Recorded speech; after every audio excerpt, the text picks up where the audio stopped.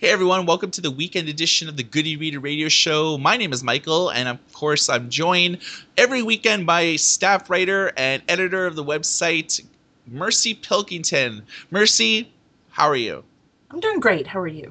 I'm doing quite fine, thank you. So, on the show today, we're going to talk about our feature stories about indie authors. And we're going to talk about a lot of them hating on the Authors Guild and kind of going their own routes to self-publish. But before we get into that, I want to talk about a few of the top stories of the week. And one story, Mercy, you're quite familiar with is the executive exodus in the Nook division at Barnes& Noble. I am. We're seeing some of the rumors circulating that these executives are jumping ship. I think it's a little too early in the game to think that's what's going on. So, it's easy to assume that that's the reason, that there's problems in the Nook division. But at the same time, some of these people are the ones who've been there since the beginning and helped grow the platform. And maybe they're ready to move on and, try out something new, do something new. It could be a change in the direction that Nook is planning to go. But this is an exciting time for Nook. It's been a while ago, but they were talking about rolling out 10 countries in 12 months.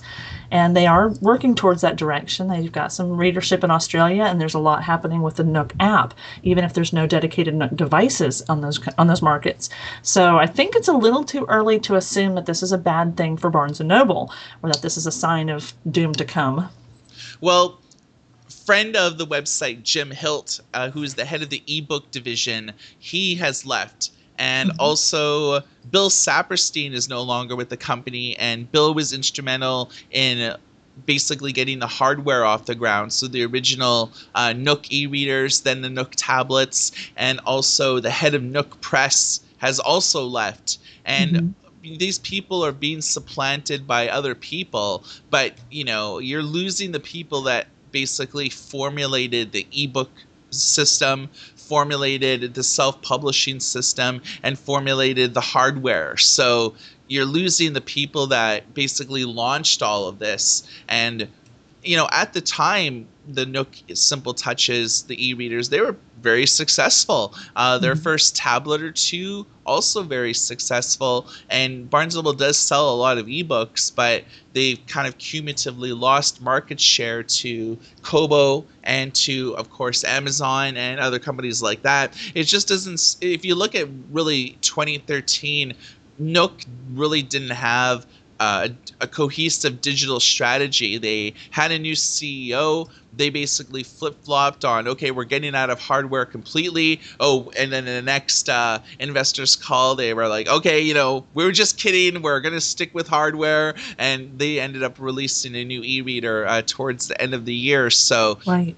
If you look at the top down, they don't even have a strategy anymore in terms of what they want to do. I mean, if they're telling the investors that we're getting out of it, and then a few months later, they're telling the investors, oh, we reevaluated things, we're going to continue status quo. I mean, that does not bode very well because the leadership is just very uncertain on what they want to do. Right. And I see that. And, I sat down with one of the vice presidents in October. And the first thing, of course, I wanted to ask was, what's going on with Nook? Because we keep hearing, that the Nook division's kind of fading, and we're hearing from some leadership that they're, thinking about selling off the Nook division, doing away with it. And the vice president said, well, that's why that person's no longer with us. So, referring, of course, to the CEO leaving. I think the time to worry would be when you see executives leaving and not being replaced. And of course, we're not seeing that. We're seeing that these jobs are being filled. So like I said, I hope it's still an optimistic thing. It does look kind of odd to lose so many people involved in some, similar aspects of the company. But, at the same time, some of them have been doing this from the very beginning. And I think, one of the things that was a constant theme at Digital Book World earlier this month was that we are just on the beginning of the digital revolution. So whether it was mutual, or whether these people left the company to go try out new ventures, or whether Barnes & Noble said, you know what, we need some fresh blood in here, either way, for whatever the reason. The time to worry is when we're not seeing growth, when you're not releasing a new device in the fall, for example, or you're not expanding into those other countries like you originally planned. So once they start holding still, that's the time to worry. So I hope this is still a good sign for Barnes & Noble.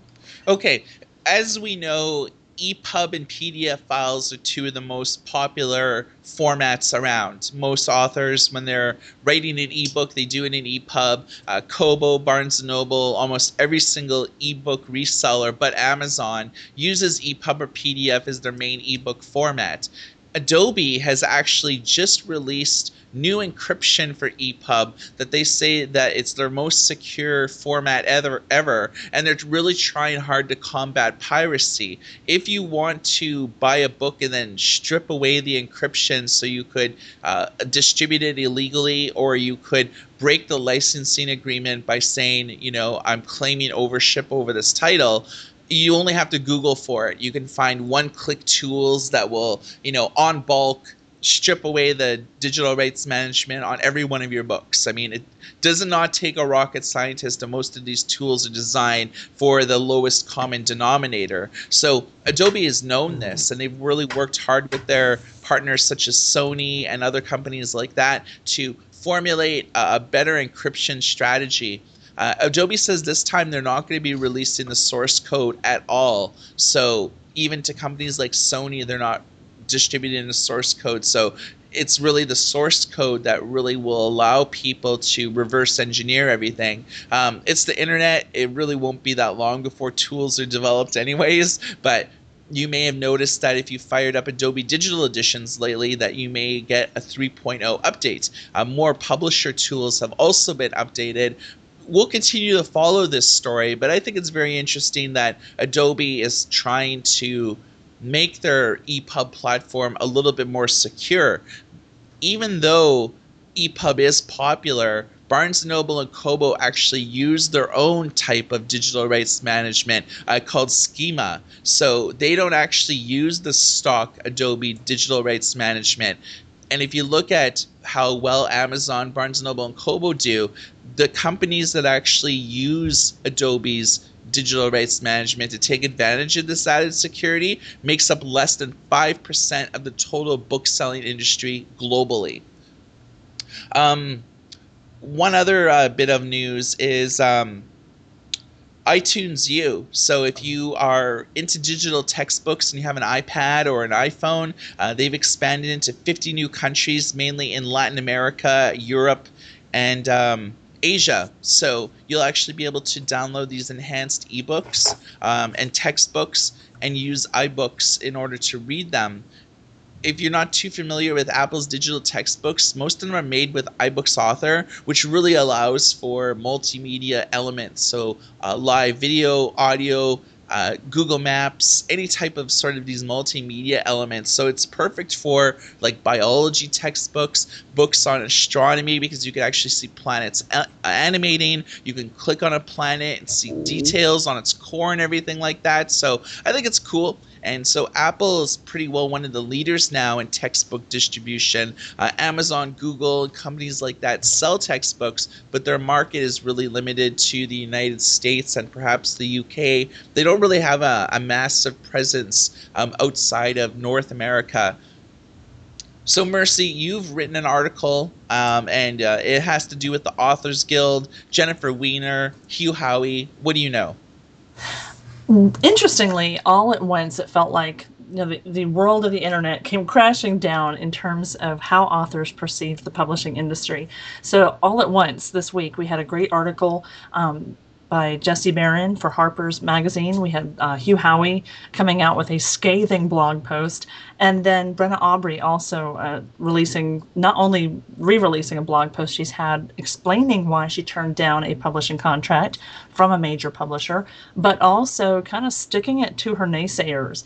So it's very interesting that all at once these authors have come, independently come together and said, here's how we feel about the industry as it stands right now.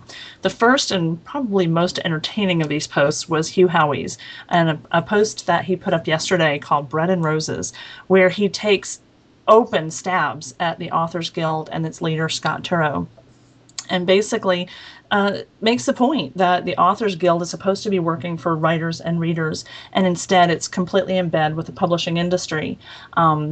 To the point that the Authors Guild came out in favor of the price-fixing scandal that happened with Apple, and that it's not going after publishing houses for offering these really brutal contracts to authors, even in light of one of the big five publishers announcing that they make more off an ebook sale than a hardcover sale, and that the author makes less. So an author actually makes more through their typical contract in terms of royalty percentage when someone buys the hardcover than the ebook. And the reason for that is they're selling far more ebooks than hardcovers. And so they're basically ripping off the author because people are reading more ebooks. The post itself is fascinating, and you can find it at hughhowey.com. It was the one he posted January 24th, in which he lists in great detail his 7 or 8 different concepts that he would love to see the Authors Guild take on and actually start fighting for authors. So he holds nothing back in his criticism of this organization. What is interesting to me is self-published authors cannot even get into the organization through typical membership. You have to be published by a quote, established publishing house in the U.S. Any self-published author who can make $5,000 in royalties or more in an 18-month period can be a member, for which they get to pay $90 a year to be a member. But as we know from the study released at Digital Book World, 87% of self-published authors don't even make $1,000 a year, let alone $5,000. So basically, he's pointing out the flaws in a club that none of us really needs and is not really welcome in. And that same exact tone came through in the Harper's piece in talking about romance author Jennifer Weiner, who initially, as a self-published author who was doing quite well with a strong fan base and promoting her own works, she was very vocal about the fact that she and many other self-published authors were excluded still. So they were not welcome on the New York Times Book Review or different interview opportunities and things like the Authors Guild because of that stigmatizing label of self-published. And finally, she, took the course of, I don't need you. Say what you want. I don't care if you let me in your organizations or your clubs. I don't care if you put my name on things.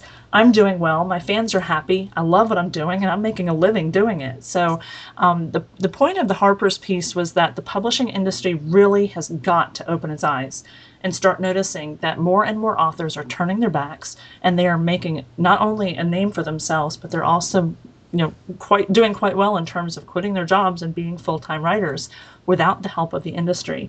So Barron actually brings up the point towards the end there that the industry needs to be afraid of these authors because they are becoming the role model for how to do it right. And so we're going to get to the point where authors don't even bother querying a publisher before deciding to self-publish. We find that a lot. In fact, Goody Reader interviewed 2 Spotlight authors from Create Space this weekend. Neither one of them had queried the traditional industry before deciding to self-publish their books. And both of them are now full-time stay-at-home writers who've quit their jobs. One of them who's quit his job as a pharmaceutical sales rep because he's making enough money to be able to stay home and write instead of go to a day job. The final one. I actually kind of have a question about, Howie and Weiner and stuff like that. I mean, Jennifer Weiner, cut her teeth in traditional publishing. I mean, she's a fairly famous romance author. She's sold a lot of books. If you go to any major bookstore, whenever she has a new title out, I mean, it's front and center. So people can purchase it. Howie more or less cut his teeth in self-publishing, and he really only has one book that actually has been traditionally published, and most bookstores you would be really hard pressed to actually find it. So if they're sort of cutting out, if they're not happy with the Authors Guild, if they're not happy with publishing books with established publishing companies, what happens to the entire pipeline of people that depended on that author, like their agent, like their editor, their copywriter, their cover art designer? I mean, what happens to all of them? Well, the interesting thing, and this actually comes to the third author who released some information this weekend, those side people are going to be fine because there is work to be had unless they insist on working strictly in a traditional publishing house. If they're willing to work with self-published authors, they're going to end up fine, because one of the things that we're seeing more and more is we are seeing a trend of authors taking it upon themselves to self-police the self-publishing industry and saying, if you don't have an editor, if you didn't get a great cover, you don't deserve to be here. because this is not just something anybody can do and slap up on an ebook. You need to take this seriously. And so there is plenty of work to be had for people with reasonable rates who are approachable, who will work with an author. You do mention the agents, and those are people that I've had a lot of questions about. I've done some interviews very recently trying to compile what we think is going to happen to the agents. From what I'm hearing and from what I'm understanding, I see their role shifting. For example, Hugh Howey has an agent, Kristen Nelson, and she's done a tremendous job for him. She helped him broker the different things that have gone along with taking his book out of being strictly ebooks. His Wool series, the Silo Saga, all three of those titles are actually now in print where they were not when he was only self-published. He could have put them in print through CreateSpace, but that's just not, he didn't need to do it, basically, because as a science fiction series, a lot of the science fiction fans were the first to adopt digital reading because it went along with their adoption of technology across the board. So he was doing quite well, and then Simon & Schuster came along with the print-only rights that she helped broker. She's also helping him broker the movie deal, which is kind of in limbo for just a second, but it has been optioned by Ridley Scott and 20th Century Fox. And so in that case, he needs an agent. He needs someone who knows the ins and outs of negotiating these things, what he's entitled to, what he's not, for example. But a typical self-published author who's doing mid-level sales, who's just content with their sales, may not need that agent unless they're ready to go on to a higher step. But Brenna Aubrey was the third author this weekend who posted a very detailed blog post on her site, brennaaubrey.net, in which she not only tells us exactly how much she spent, almost to the penny, to put out her title, but also shows screenshots of her sales reports for the first month. So in the first month of sales, after turning down $120,000 in advance for a 3-book deal from a major publisher, something that got her ridiculed at best and completely muckraked at worst, she actually demonstrates that she not only made back all of the money she invested in editing, cover design, promotion, things like that, but she actually has a profit this month, in the first month alone, of more than $16,000.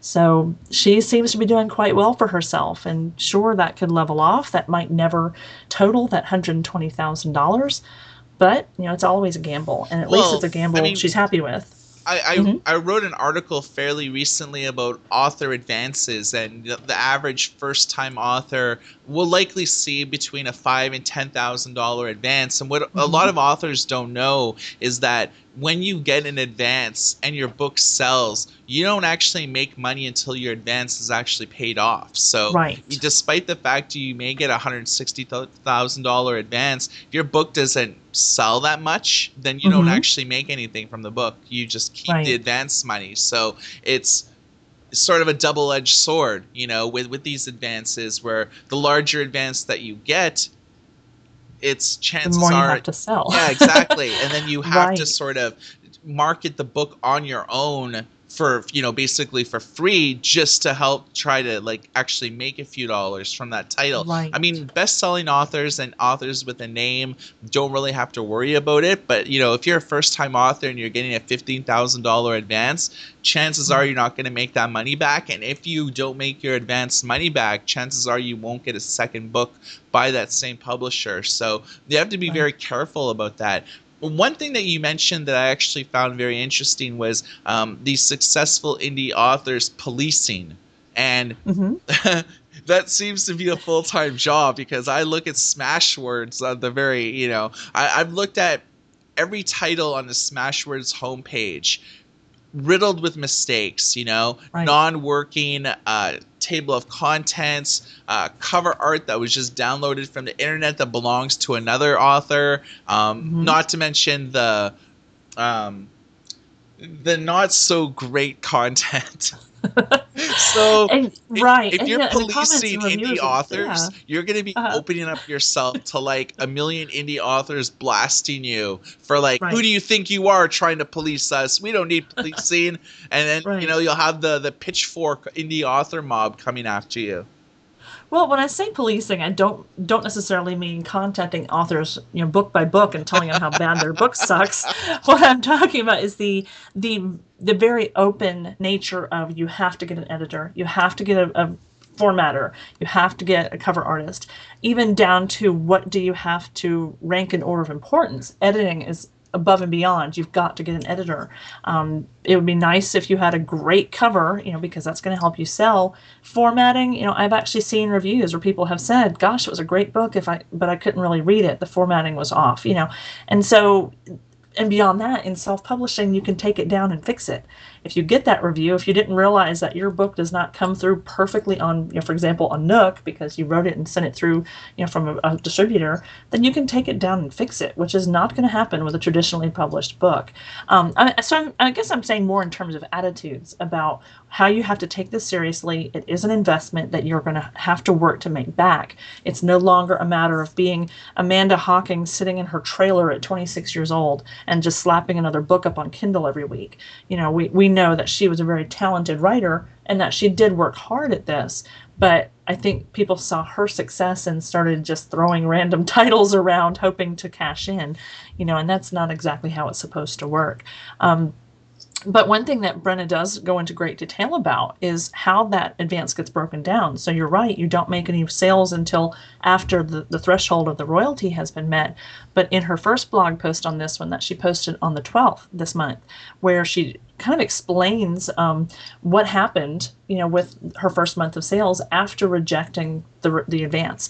So the $120,000 was for the 3 books. So it was $40,000 per book. Of course, 15% goes to her agent. So it says, in her post that she would have received only 85%, of that, of 60,000 of it, because she gets half. So she does not get the entire 120,000 up front just for signing the contract. So she gets half of that amount, of which 15% goes to her agent. Then the remaining half, which still she does have to share with her agent, gets paid out in 6 payments after she first delivers the manuscript and then when it's published, actually published. And so as we're talking about 3 books, there are actually going to be 6 remaining payments. So I hate to say it's only $10,000, but what she was looking at was sharing $60,000 with an agent, and then over the course of the next life of the contract, could have been 4 years, getting 6 payments of $10,000. So again, that's not money that someone's going to quit their day job on. Yeah, it's hard to make mortgage payments like that. Right. Right, faster, honey. We got to buy groceries this week. You can't do that. And so I think a lot of people hear just the surface of a contract and they don't really see how it actually plays out. And of course, knowing that those 6 payments of $10,000 are not entirely hers either. She shares 15% with her agent. So beyond that, once the money is recovered and she is earning royalties, her deal was going to be 7% on print books and 25% on ebooks. So still not the terms that Amazon gives to a self-published author, and of course Nook and Kobo and other platforms as well. They give 70% on an ebook, not 25. That 25% was also going to be on net. So once Amazon, Barnes & Noble, Kobo, whomever takes their distribution percentage of 30%, then the publisher is going to give her 75%. I'm sorry, they're going to keep 75% of the remaining 70%. So it's not quite the money it sounds like. And so she decided to go it alone and see how she could do with it. One of the most important things she explains is that, sitting down, looking at a contract where they say, we're going to give you $120,000 to write 3 books, and then we're going to start paying you a little more too. That told her how much that book was worth, that they were willing to do that. Yeah. I have personally seen $300 royalty checks. I've received royalty checks. I'm sorry. I don't think I've ever even seen a royalty check. I'm sorry, I meant advance. I'm so sorry, I misspoke. I've seen $300 advance checks where that's all the publisher felt they could risk on this title. And so when she saw $120,000 as their proposed advance, it kind of put in her mind, they're willing to take a risk on this because they think it's marketable and they think it's worthy. So you said something interesting about even if she had taken the deal, she would still have to promote that book.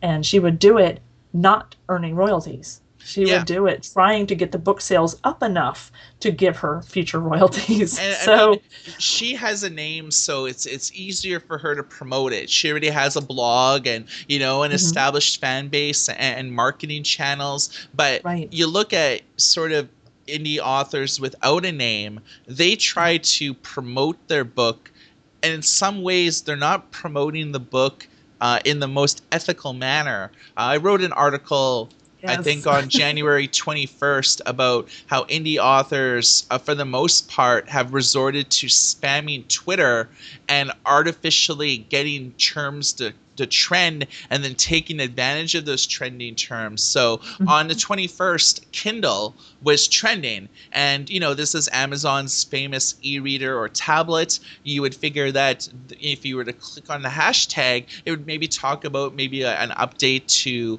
their app for iOS, or maybe there's a new model that was just announced, or maybe a lot of people had maybe got a Kindle on sale, and everyone's like, Kindle on sale only, $50, click here. But no, you click on the Kindle hashtag, and it was like, last chance to buy my book today, free book on Kindle. You know, people just spamming Twitter about, hashtag buy my book, that are using Mhm. these popular terms. And if you click on them, you actually don't see any quality content. You just see, like, I saw at least 10,000 authors that were spamming Twitter. Oh yeah. It was just page after page after page after page of just like, free, buy my book, hashtag Kindle, hashtag EPUB, hashtag e-reader. And it's, Mhm. that, for one, I mean, Twitter's not a sales channel. It's not a No. vehicle to sell,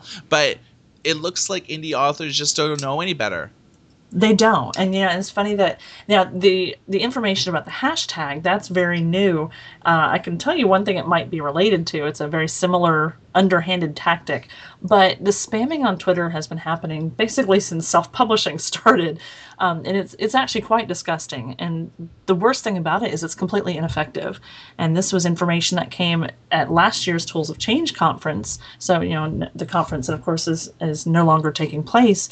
Otis Chandler got up and gave a presentation on a survey that had been done on two specific books among Goodreads readers, basically asking, how did you learn about this book? What made you decide, I'm interested in it, I want to read it, and to buy it ultimately? Twitter and Facebook came in dead last, including pushing your shopping cart past the book by mistake in Walmart. So you were more likely to buy the book having seen it on the store of a retail shelf, not a bookstore, than you were based on a recommendation on Twitter or Facebook. And unfortunately, authors don't know that. They have not gotten that through their heads, beyond the fact that like you said, the hashtag EPUB, hashtag e-reader, hashtag free, it's annoying. It's not engaged. It's not great content. And this is something, again, that self-published authors are kind of policing in some regard. There's a lot of articles about that. There are whole forums about, stop doing this. It doesn't work. It makes you look stupid, and it's going to cost you followers. Now, the information about grabbing trending hashtags and throwing them in there just to kind of sneak your book in front of people who do care about the Seattle Seahawks, for example. If I just grab a random trending hashtag, that's even more underhanded in my book. But one of the things that came about very recently was it all happened as a result of finding the erotica titles in divisions of the retail websites where they did not belong, which I think the companies are still trying to get to the bottom of. Some of it seemed to have been a metadata glitch. Some of it seems to have been completely intentional on the part of people who wanted these books in front of young readers. So in that whole crackdown on the erotica ebooks, Amazon especially, but other companies, started really enforcing one of the existing terms of service, which was you could not use the title of another book in your keywords. And so authors have been found adding Hunger Games in their keyword to get people searching for the Hunger Games books to accidentally find their book and Right. decide to So at if you least if click you on if you it. click on the Hunger Games, you'll get similar books, and Right, but especially if you type on it. Yeah, if you type in the title, if you go specifically to get the Hunger Games book, yeah, then you'll accidentally see this random book about something else, your virus killing the world or something. So it's sneaky and it's underhanded, and it leaves a bad taste in readers' mouths Well, as they sit there. do you Mhm. think that, things like spamming Twitter and Facebook, do you think that this adds to the negative stigma that indie authors face? Because you mentioned before we started the show about a daughter of a famous president that was on a radio show with a traditionally published book, and then she went back to the same radio show with a self-published book, and they said we simply can't bring you on a show with a self-published title. Right. Absolutely. And that was Patty Davis, who's interviewed with us several times about her really good books. I think she's up to 10 different novels now, two of them self published, or 10 titles, excuse me. But I think it does. I think this contributes to it. But more importantly, I think it's one of the things that hurts more. It hurts the authors more in terms of readers' perceptions. I could care less if some news outlet wants to talk about my book. And I think most authors feel that way. I think it's kind of annoying in the back of our minds, but it doesn't keep us awake at night. What should be keeping us awake at night is readers having a nasty perception of self-published authors because of this kind of behavior. And so basically I tell authors, if Stephen King wouldn't do it on Twitter, you don't do it on Twitter.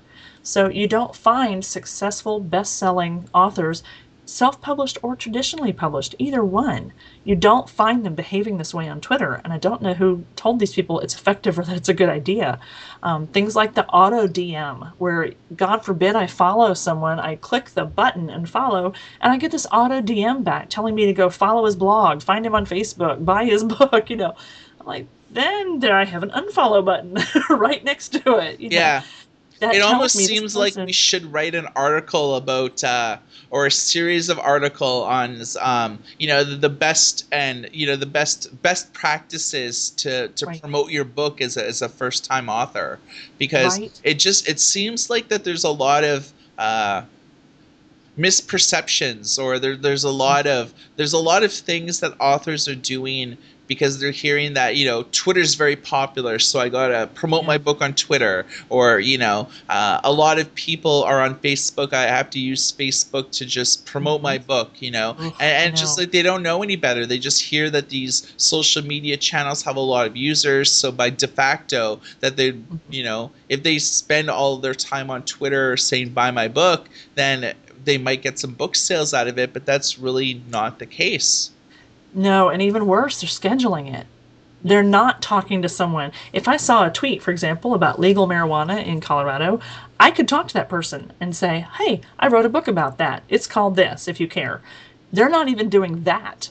They are scheduling these tweets to go out every hour on the hour, for example, 7 days a week. So they can sit down once a month and schedule 30 days worth of annoying buy my book tweets. So they're not even engaging with people. Yeah. And something like Facebook, Hugh Howey, I don't know how he has time to write because he's always on Facebook, but he's talking to people. He's posting interesting information about his day-to-day life.